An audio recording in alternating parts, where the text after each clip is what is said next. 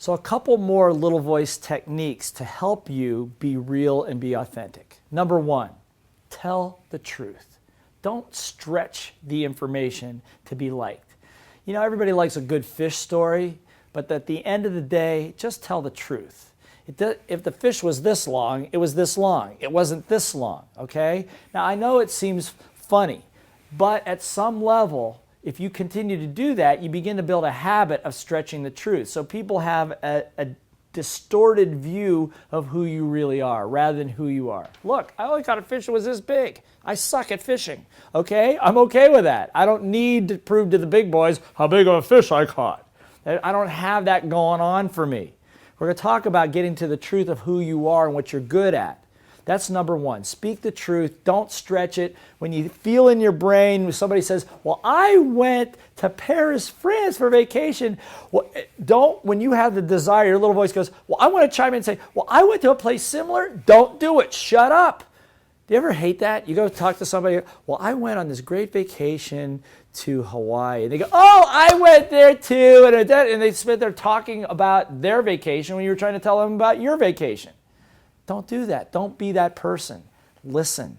Speak the truth. Wow, I'd really like to go to Hawaii someday and do that too. Haven't been there yet. Be okay with that. Don't try to be liked just in order to get into the conversation. So that's number one. Number two, hang around with people that accept you for who you are. I can't emphasize this enough. Sometimes the easiest way to change your life is sometimes to change your friends. You've heard this before. If people are expecting more out of you than who you feel comfortable being, don't hang around with those people. Now, I'm not saying that you've got to hang around with a bunch of losers. That's not what I'm talking about. Hang around with people that are motivated, going for their goals and going for what they want. That's okay, but be honest with who you are, because you know what? A true professional talking to a person who's truly honest about where they are and striving to be someplace where they want to be will always take them in, will always accept them. Don't think you got to be smarter than you are. I've had people in my programs that would not ask a question. Why?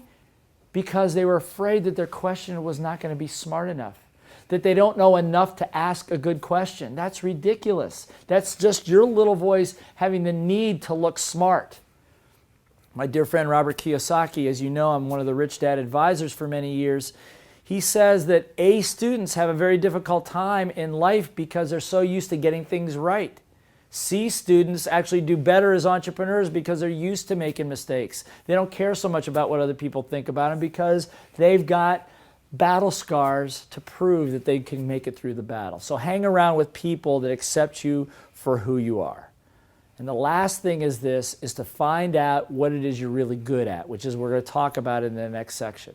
Find out where you do your best work, where you are the most comfortable, and hang out there. Do the things that you do well, and be honest about the things that you don't do well. In the next section, I'm going to show you exactly how to do that.